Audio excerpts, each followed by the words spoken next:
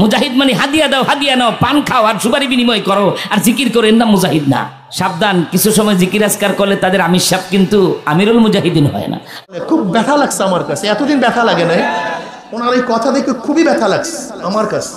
আমাদের সংগঠনে একজন লোক ছিল মৌলবী আলেম, সেদিনও দেখলাম চরমনায়ের বিরুদ্ধে খুব কটূক্তিমূলক পান চাবায় কথা বলে, খুব ব্যথা লাগছে আমার কাছে, এতদিন ব্যথা লাগে নাই, ওনার এই কথা দেখে খুবই ব্যথা লাগছে আমার কাছে, যে মানুষ এত নিচে কিভাবে নামে। এখন উনি যে বলে আমিরুল মুজাহিদিন রাখা যাবে না, তা ওনার মতো লোক বললেই আমিরুল মুজাহিদিন নাজায়েজ হয়ে গেছে। আজীব ব্যাপার। হ্যাঁ, তুমি একজনে বলবা নাজায়েজ হয়ে গেছে, পুরো জামাত শেষ হয়ে গেছে, তুমি কোন জায়গাতে ফতোয়া দিবে এটা জায়েজ নেই, বাস নাজায়েজ হয়ে গেছে। মুতাদিল হন, মধ্যপন্থী হন। আপনার দৃষ্টিতে নাজায়েজ হতে পারে, তার মানে এই নয় যে গোটা মানুষ এটা নাজায়েজ মনে করবে। যদি তাই হইতো তাহলে গোটা দুনিয়ার মধ্যে কেউ জান্নাতে যাওয়ার কোনো সুযোগই নেই, সবাই সবার বিরুদ্ধে ফতোয়া দিয়ে দিয়েছে। সাহাবায়ে কেরাম রাদিয়াল্লাহু আজমাইনদেরকেও তো কাফের বলছে, কেন হত্যা করছে, তাদেরকে কেন হত্যা করছে? এই খারিজিরা কি বলছে? আলীও বেঈমান, আস্তাগফিরুল্লাহ, আল্লাহ মাফ করো, কথাও বলা যায় না। মুয়াবিয়া নিজেও কেন পঞ্চায়েত মানছে, কেন সালিশ মানছে, কেন ইনিল হুকম ইল্লা লিল্লাহ, সালিশ কেন মানছে? কাজে বেঈমান হয়ে গেছে, কাফের হয়ে গেছে। এই বর্তমানেও খারিজি আছে। আমি এই কথা এর জন্য বলতে চাই যে আমার বাবারা, হাজারো প্রশ্ন তোমাদের মাথার মধ্যে আছে, তোমার মাথার মধ্যে থাকতে পারে, তার মানে এই নয় সব গুমরাহ হয়ে গেছে। অমুক পিচ্চি পোলা তো চরমনায়ের বিরুদ্ধে ভুল ধরছে, এরা সংশোধন হয় না কেন, এরা কথা বলে না কেন? অমুক ব্যক্তি ভুল ধরছে, সংশোধন হয় না কেন? আজকে ও চরমনায়ের হাজারো বিরোধিতা হয়, হাজারো সমালোচনা হয়, কিন্তু আমি দেখলাম এই তাকরীরের সাথে আম্মাতুল মুসলিমিনের কলবের হালাতটা কি দেখেন তো, মোহাব্বত বাড়ে না কমে? এটা কি ধ্বংস হয়ে গেছে, স্থায়িত্ব বাড়তেছে? কাজী কোন মুখালেফের মুখালাফাত আপনি ভাববেন যে এটাকে ধ্বংসের আলামত, এটা ঠিক না। আর একটা উসুল আপনাকে মনে রাখতে হবে, আপনার দৃষ্টিতে যেটা হারাম আরেকজনের দৃষ্টিতে সেটা হালাল হতে পারে। আপনার দৃষ্টিতে যে নাজায়েজ আরেকজনের দৃষ্টিতে, কথা বলেন না কেন? ধরে নেন একেবারে মোটা দরে বলবো, মোটা, অনেক মোটা কথা বলবো, মনি হানাফির নিকটে এটা পাক না না পাক, শাফি রহমাতুল্লাহ নিকটে, যাই হোক, এইটা মোটা দাগে বুঝেন যে এইটা আপনার জন্য আমার জন্য উযু ভাঙ্গার কারণ হতে পারে, আর একজনের জন্য নাও হতে পারে। যেমন আমাদের কোন শরীর থেকে যদি রক্ত বের হয়, উযু আছে, কিন্তু শাফি রহমাতুল্লাহ নিকটে উযু আছে। সাবিলাইন ব্যতীত আমরা মনে করি সাবিলাইন ব্যতীত যেখান থেকে নাপাক বের হবে সেখান থেকেই নাপাক বের হবে, উযু ভাঙবে। কিন্তু ইমাম শাফি রাহমাতুল্লাহ সাবিলাইন ব্যতীত অন্য কোনো জায়গার থেকে নাপাক বের হলে উযু ভাঙবে না। এখানে দেখেন উযু থাকে এবং না থাকার মাসালা, এটা শুধু মুস্তাহাবের মাসালা না, কিন্তু এটা উত্তম গয়র উত্তমের মাসালা না, এটা হালাল এবং হারামের মাসালা। দেখেন আজকে ইল্লাল্লাহ জিকির নিয়ে আপনি ইখতিলাফ করেন, করতে পারেন, আপনার নিকটে এটা নাজায়েজ হতে পারে, কিন্তু আপনার নিকটে নাজায়েজ মানিয়েই নয় যে গোটা জামাতের কাছে নাজায়েজ, গোটা উম্মাতের কাছে নাজায়েজ। কিন্তু আমাদের ধারণা কি, অনেকেই আজকে ছাত্রদের মাথার মধ্যে ঢুকানো হয়, এই অমুক পিচ্চি পোলা তো চরমনায়ের বিরুদ্ধে ভুল ধরছে, এরা সংশোধন হয় না কেন, এরা কথা বলে না কেন? অমুক ব্যক্তি ভুল ধরছে, সংশোধন হয় না কেন? আরে ভাই, কথাটা বুঝতে হবে যে তুমি ভুল ধরছো, আমাদের এখানে ফতোয়া বিভাগ আছে, ওলামায়ে কেরাম আছে, তারা এটাকে ভুল মনে করে না। যেমন ধরে নাও ইল্লাল্লাহ জিকির, কোন এক মানুষ যদি ভুল বলে, কিন্তু আজকে এখানে যে আসরের আগে মাগরিবের আগে বয়ান করছেন হাবিবুর রহমান খায়রাবাদী সাহেব দামাত বারকাতুহু আলিয়া, উনি কে? দেওবন্দের প্রধান মুফতি। আপনি কি ভাবছেন কি দেওবন্দের প্রধান মুফতি মানে গোটা দুনিয়ার মধ্যে প্রধান মুফতি? উনি এই স্টেজে বসে বলছে ইল্লাল্লাহ জিকির, ইল্লাল্লাহ এটা অন্য অন্য জিকিরের মধ্যে জিকির, এই স্টেজে বলছেন। এখন যদি কোনো পাগল ইল্লাল্লাহ জিকিরকে নাজায়েজ বলে, তাহলে আমাকে মানতে হবে সেটা। এখন আপনি বলবেন ভুল ধরছে, এটা সংশোধন করে না কেন? আমি কথাটা বোঝাতে পারি না। আমাদের সমস্যা এখানে, কেউ যদি কোনো জায়গা থেকে বলে ব্যাস অমনি আমরা বলি হ্যাঁ ভুল তো ধরছে। চরমনিয়ালারা বারবার বলে যে আমাদেরকে ভুল ধরিয়ে দাও, এই তো ভুল ধরছে, এই তো ভুল ধরছে, তার সংশোধন হয় না কেন? এই তো ভুল ধরছে।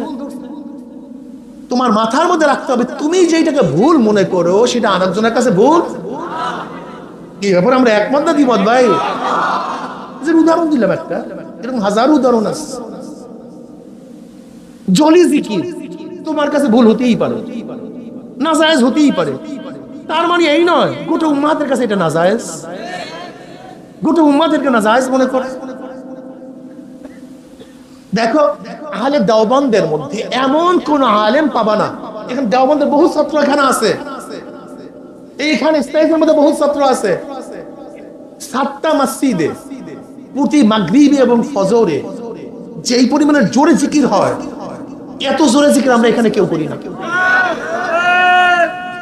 এত জোরে জরব, এত জোরে দেয়, এত জোরে জরব আমরাও দেই না। হ্যাঁ আপনার কাছে নাজায়েজ হতে পারে, অউত্তম হতে পারে, তার মানে এই নয় আপনার নাজায়েজের কারণেই এটা নাজায়েজ হয়ে গেছে। এটা ভাবা ঠিক না। পীর মুরিদি আপনার কাছে শিরক বিদআত হতেই পারে, মাযহাব মানা, ইমাম মানা আপনার কাছে শিরক বিদআত, তার মানে এই নয় গোটা উম্মাতের কাছে শিরক বিদআত। আমি কথাটা বুঝাতে পারি নাই। নির্বাচন আপনার কাছে, গণতন্ত্র হারাম হতেই পারে, আপনার কাছে হারাম হওয়ার মানেই নয় যে এটা হারাম হয়ে গেছে। যদি এটা হারামই হয়ে যায়, দেওবন্দের এমন কোন ওলামায়ে কেরাম আছেন যারা ফতোয়া দিয়েছে নির্বাচন জায়েজ নাই? একটা ফতোয়া দেখাও আমাকে, একটা ফতোয়া দেখাও। শোনেন, শাইখুল আরব আল আজম হুসাইন আহমদ মাদানী রহমাতুল্লাহ আলাইহি, শাইখুল আজম আরব আল আজম কে? হুসাইন আহমদ মাদানী রহমাতুল্লাহ আলাইহি। তিনি কি নির্বাচনে মুশাহিদ করছেন কি করেন নাই? কথা বলেন। জমিয়ত উলামায়ে ইসলাম দেওবন্দ কেন্দ্রিক, যেটার এখন চেয়ারম্যান প্রধান হলো আরশাদ মাদানী সাহেব দামাত বরকাতুহুল আলিয়া, আর এক পার্টির মাহমুদুল হাসান সাহেব দামাত বরকাতুহুল আলিয়া, তারা কি নির্বাচন করেন না? এইবার কি জমিয়ত উলামায়ে ইসলাম পাকিস্তান নির্বাচন করেন নাই? বাংলাদেশের কোন উলামায়ে কেরাম নির্বাচন করেন না আমাকে বলেন তো? যারা করে না তারা বিচ্ছিন্নবাদী। আমি জমহুরের কথা বলতেছি।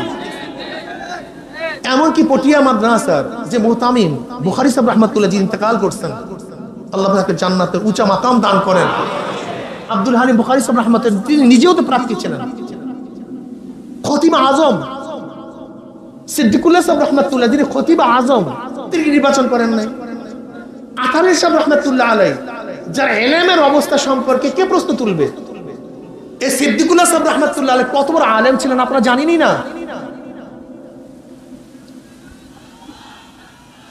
শোনেন, দেখেন তো এই সামনের মাইকগুলো একটু বাড়ায় দেন, কত বড় আলেম ছিলেন।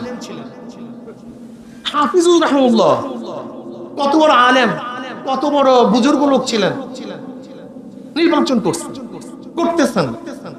এখন আপনার দৃষ্টিতে নির্বাচন হারাম হলে তার মানে এই নয় এই এটা মাইক দাও দিকে আছে, এই সামনের মাইকটা বাড়ায় দাও, তার মানে এই নয় যে নির্বাচন হারাম হয়ে যাবে। আমি কথাটা বুঝাতে পারছি? আপনার কাছে হতে পারে, হতে পারে আপনার কাছে, এটা আশ্চর্য হওয়ার কিছু নেই, হতে পারে আপনার কাছে, আপনার কাছে হতে পারে, তার মানে আপনি সবাইকে বাধ্য করবেন, ব্যাপারটা এরকম না।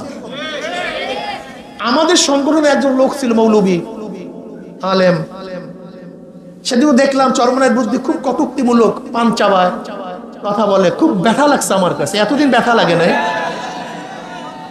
ওনার এই কথা দেখে খুবই ব্যথা লাগছে আমার কাছে, যে মানুষ এত নিচে কিভাবে নামে। এখন উনি যে বলে আমিরুল মুজাহিদিন রাখা যাবে না, তা ওনার মতো লোক বললেই আমিরুল মুজাহিদিন নাজায়েজ হয়ে গেছে। আজীব ব্যাপার।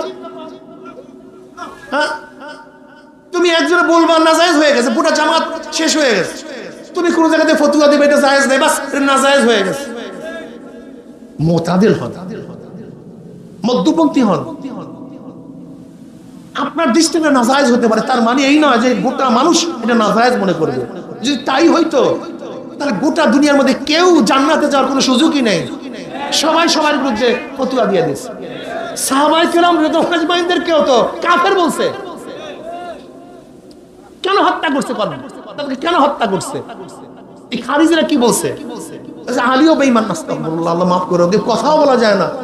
মুয়াবিয়া নিজেও কেন পঞ্চায়েত মানছে, কেন সালিশ মানছে, কেন ইনিল হুকম ইল্লা লিল্লাহ, সালিশ কেন মানছে? কাজে বেঈমান হয়ে গেছে, কাফের হয়ে গেছে। এই বর্তমানেও খারিজি আছে। আমি এই কথা এর জন্য বলতে চাই যে আমার বাবারা, হাজারো প্রশ্ন তোমাদের মাথার মধ্যে আছে, তোমার মাথার মধ্যে থাকতে পারে, তার মানে এই নয় সব গোমরাহ হয়ে গেছে। প্রশ্ন করতে পারেন যে হুজুর চিল্লা চিল্লি, আমি তো মনে করি চিল্লা চিল্লি যেই মাজলিসের মধ্যে নাই সেটা নবীর মাজলিস হয় কিভাবে? আমি তো বুঝি না। কঠিন হয়ে গেছে কথা নাকি? অনেক কঠিন হয়ে গেছে না? وعن أسماء بنت أبي بكر رضي الله تعالى عنهما قالت قام النبي صلى الله عليه وسلم خطيبا فذكر فتنة الموت التي يفتن فيها مرء فلما ذكر ذلك قص المسلمون قصة বুখারী রওয়ায়াত। নবী আলাইহিস সালাতু ওয়াস সালাম খুতবাতে দাঁড়াইলেন। নবী আলাইহিস সালাতু ওয়াস সালাম যাকারা ফিতনাতুল মাউত, ফিতনাতুল কবরিল্লাতি ইফতাতিনু ফিহাল মারু। যখন নবী আলাইহিস সালাতু ওয়াস সালাম কবরের ফিতনার কথা আলোচনা করছেন, ফালাম্মা যাকারা যালিক, যখন তিনি কবরের ফিতনার কথা, কবরের শাস্তির কথা আলোচনা করছেন, দাজ্জাল মুসলিমুনা দাজ্জাতান, রাহুল বুখারী হাকাযা, তখন সাহাবাদের মধ্যে এমন চিল্লাচিল্লি শুরু হয়ে গেছে, এমন কান্নাকারি শুরু হয়ে গেছে। ওয়াজাহাদান নাসাই আরো বৃদ্ধি করছে, হালাত বাইনি ওয়া বাইনা আন আফহামা কালাম রাসূলুল্লাহ সাল্লাল্লাহু আলাইহি ওয়াসাল্লাম ফালাম্মা সাকানাত দাজ্জাতুহুম কুলতু লিরাজুলিন করিবিন মিন্নি বারাকাল্লাহু ফিকা মাযা ক্বালা রাসূলুল্লাহ সাল্লাল্লাহু আলাইহি ওয়াসাল্লাম ফি আখির কওলিহি ক্বালা قد أوحي عنكم يفتنون في القبور قريبا من الدجال। যখন তাদের চিল্লাচিল্লি শুরু হয়ে গেছে, নাসাইর মধ্যে রওয়ায়াত আছে, আসমা বিনত আবু বকর রাদিয়াল্লাহু ফরমান, তাদের চিল্লাচিল্লির কারণে হালাত বাইনি ওয়া বাইনা আন আফহামা কালাম রাসূলুল্লাহ সাল্লাল্লাহু আলাইহি ওয়াসাল্লাম, রাসূলুল্লাহ সাল্লাল্লাহু আলাইহি ওয়াসাল্লাম, যে এত চিল্লাচিল্লি শুরু হয়ে গেছে যে তাদের চিল্লাচিল্লির কারণে নবী আলাইহিস সালাতু ওয়াস সালাম কথা আমি শুনতেছিলাম না। এই চিল্লাচিল্লির কারণে এত চিল্লাচিল্লি শুরু হয়েছে, কান্নাকাটি শুরু হয়েছে। যখন তাদের কান্নাকাটি শেষ হয়ে গেছে, তাদের চিল্লাচিল্লি বন্ধ হয়ে গেছে, আমি নিকটে একজনকে প্রশ্ন করলাম, ভাই নবী আলাইহিস সালাতু এমন কি বয়ান করছেন যে বয়ানের কারণে সাহাবাদের মধ্যে এত চিল্লাচিল্লি শুরু হয়ে গেছে? নবী আলাইহিস সালাতু ওয়াস সালাম এই বয়ান করছেন যে আমার কাছে ওহী আসছে, অচিরেই তোমরা কবরের মধ্যে ফিতনার মধ্যে পড়বা, দাজ্জালের ফিতনার মধ্যে, দাজ্জালের ফিতনার মধ্যে, ফিতনার মধ্যে পড়বা, ফিতনার সম্মুখীন হবা। এই আলোচনা করার সাথে সাথে মাজলিসের মধ্যে কি শুরু হয়ে গেছে? দাজ্জাল মুসলিমুনা দাজ্জাতান, দাজ্জিম, চিল্লাচিল্লি, কান্নাকাটি, শোরগোল শুরু হয়ে গেছে। আজকে চিল্লাচিল্লি করলে মনে করি এটা আলেমদের পরিবেশ না। হ্যাঁ, চিল্লাচিল্লি করলে নবীর বয়ান এবং সাহাবাদের পরিবেশ হয়। আবার আমরা নবীর দাবি করি না, আবার ভুল বুঝেন না। অর্থাৎ নবী আলাইহিস সালাতু ওয়াস সালাম যেই মাজলিসে বয়ান করছেন, সাহাবারা যেই মাজলিসে ছিলেন, নবীর বয়ানের পরে সেই মাজলিসের মধ্যে কান্নাকাটি চিল্লাচিল্লি সূচনা হয়েছে। আপনার মধ্যে নাই কেন? আজকে দেখেন, একটু আগেও আলোচনা করছিলাম যে নবী আলাইহিস সালাতু ওয়াস সালাম সাহাবায়ে কেরাম রিদওয়ান আজমাইনদের মাথা হাত দিছেন, ফুক দিছেন। আব্দুল বিন হিশাম রাদিয়াল্লাহু ফরমান, আমার মা জয়নব বিনত হুমাইদ নবী আলী সাল্লাল্লাহু আলাইহি ওয়াসাল্লামের কাছে ছোটবেলা আমাকে নিয়ে গেছেন, আমি ছোট। বলে ইয়া নবী আল্লাহ বায়াত করেন। কি করেন? বলে হুয়া সগীর, বলে তো ছোট মানুষ, এত সকালে বয়াতের সময় হয় নাই। ফামাসা রাসাহু ফাদআ লাহু, বুখারীর মধ্যে রওয়ায়াত আছে। নবী আলাইহিস সালাতু ওয়াস সালাম তার মাথায় হাত দিয়েছেন এবং কি করছেন? তার জন্য দোয়া করছেন। এটা পীরমুরিদে করে কি করে না? হ্যাঁ, তোমার মধ্যে ফু নাই, নবী কাছে ফু দিয়েছেন, তুমি ফু দাও না, এটা দেবা কেমনে? তুমি ইসলামকে আধুনিক ইসলাম বানায় ভালো।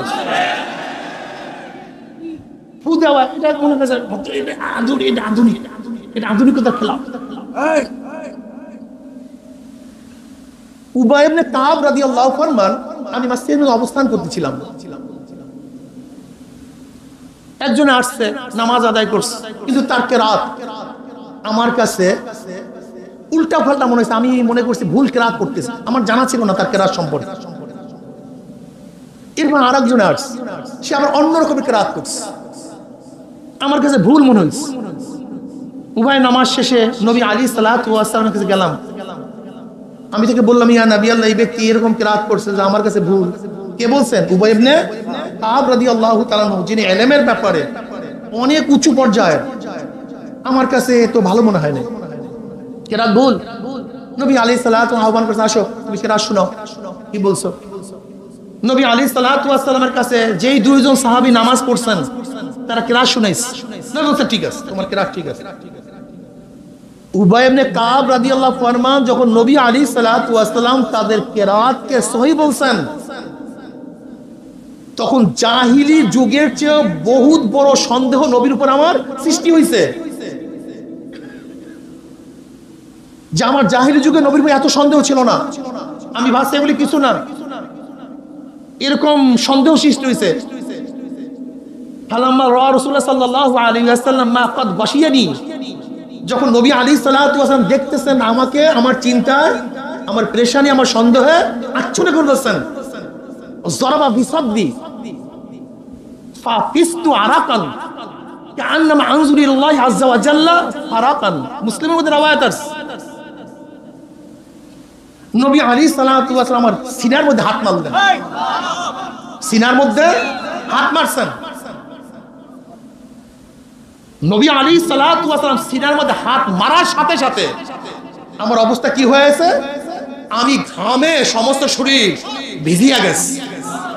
ফাফিস্তু আরাকান, আর নবী আলাইহিস সালাতু ওয়াস সালাম হাত মারার সাথে কাআন্নামা আনজুরু ইলাল্লাহি আযজা ওয়া জাল্লা ফারাকান, মনে হয় যেন কিছু সময় আমি আল্লাহকে দেখতেছিলাম।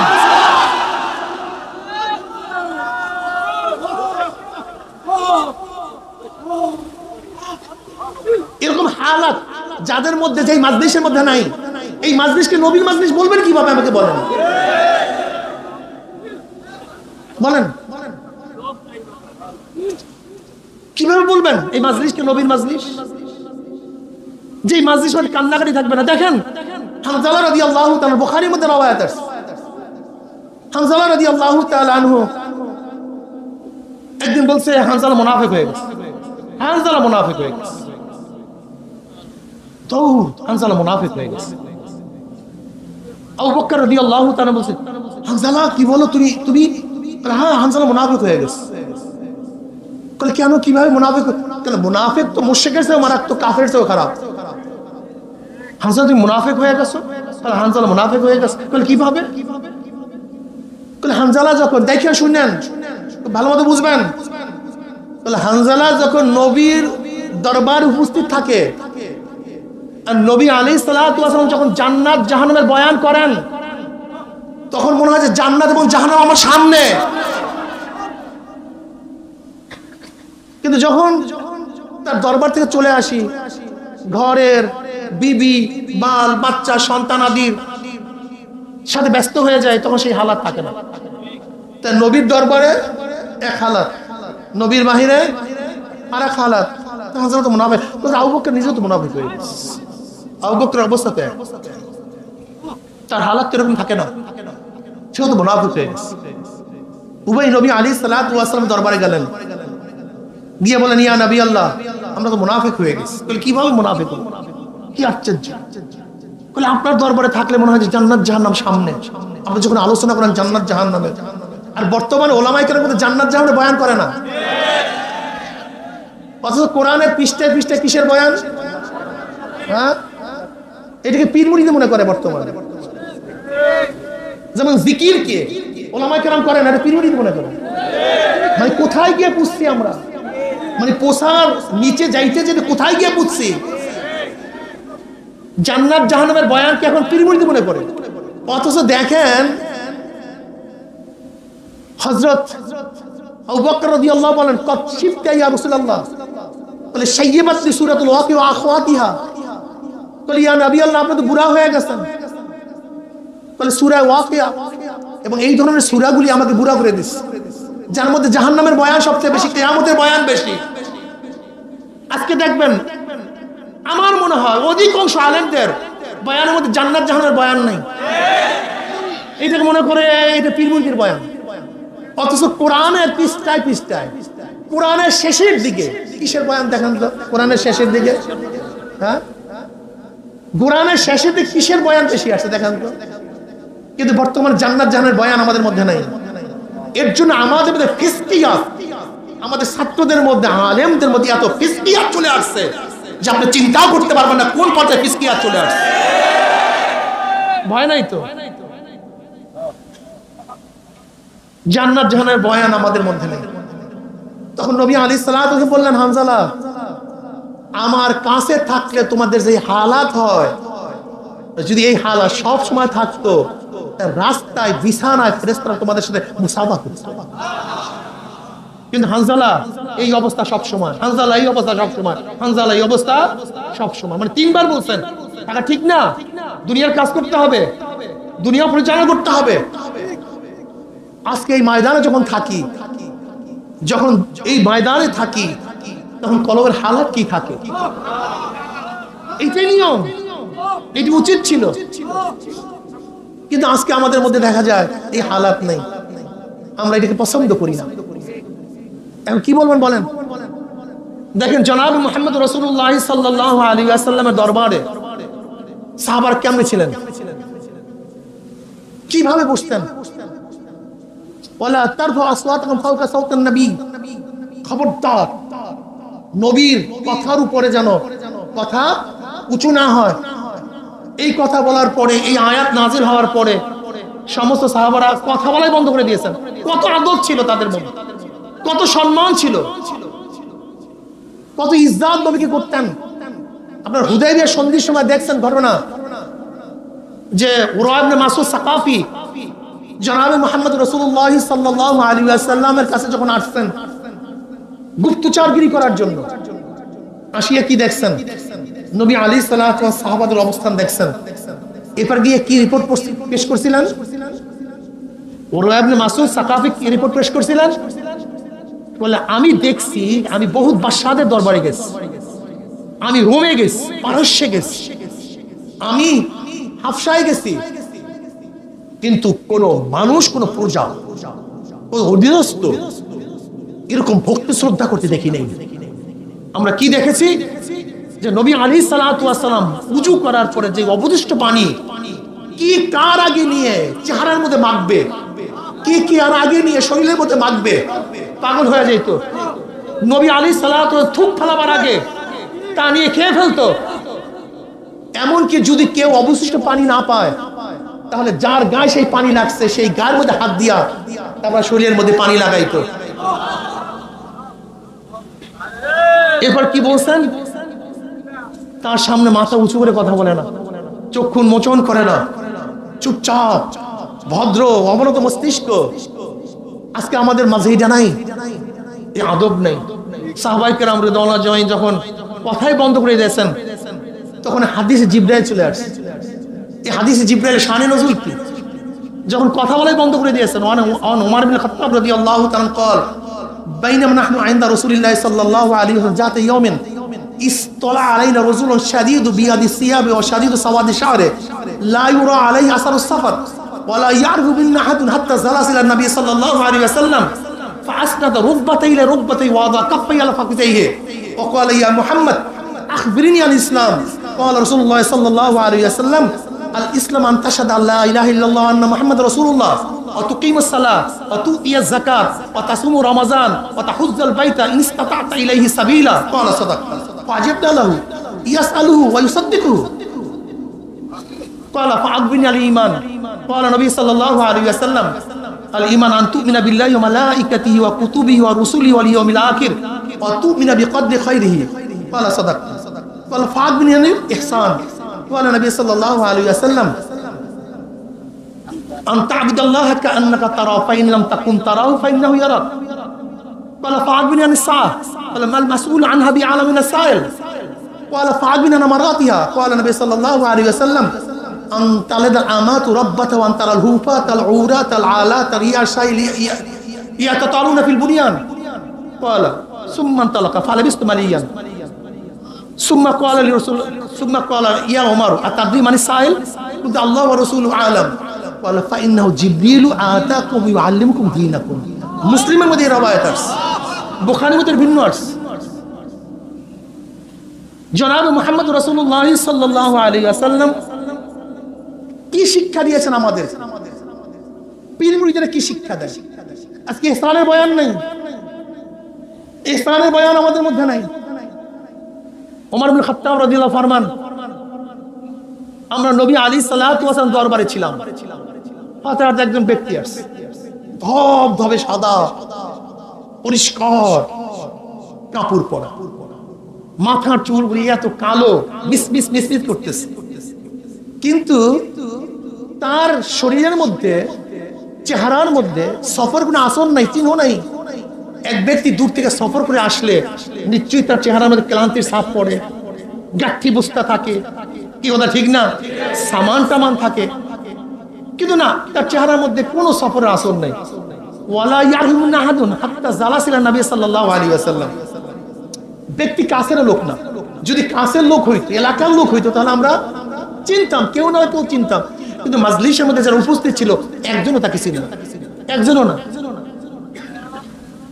সোজা নবী আলাইহিস সালাতু ওয়াস সালাম বসে গেছে ফাসনাদ রুকবাতি ইলা রুকবাতি ওয়াদা কাফফি আলা ফাকজাইহি নবী আলাইহিস সালাতু হাঁটুর সাথে হাঁটু মিলায় বসছেন ওয়াদা কাফফি আলা ফাকজাইহি দুই রওয়ায়াত হতে পারে নাসাইর মধ্যে রওয়ায়াত আছে নবী আলাইহিস সালাতু রানীর উপরে রাখছেন আর এর ব্যাখ্যা এরকম হতে পারে আমার কাছে এই ব্যাখ্যাটাই ভালো লাগে যে নিজের দুই রানীর উপরে নিজের হাত রাখছেন ওয়াদা কাফফি আলা ফাকজাইহি এটা নবীর রানের উপরে রাখা জরুরি না এটা আমার কাছে ভালো লাগে এই ব্যাখ্যাটা তো নবী আলাইহিস সালাতু ওয়াস সালামের কাছে হাঁটু গাড়িয়া বসছেন যেরকম আমরা বসি উস্তাদের কাছে দুই হাত রাখছেন এবার বললেন ইয়া নবী আল্লাহ মুহাম্মদ মুহাম্মদ কেন ডাকছেন এটা বেয়াদবি মনে হয় কিন্তু এখানে মুহাম্মদ রাখছেন তার সিফাত হিসাবে ইসম হিসাবে না কি হিসাবে হে প্রশংসিত হে প্রশংসিত মুহাম্মদ